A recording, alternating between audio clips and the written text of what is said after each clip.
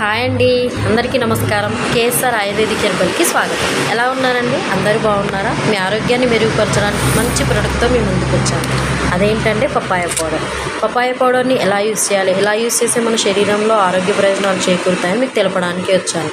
Papaya పౌడర్ని early morning hot వాటర్లో 1 tea spoon తీసుకోవడం వల్ల మన శరీరంలో ఉండే క్యాన్సర్ కణాలని దరిచేరనివ్వకుండా ఉంటుంది.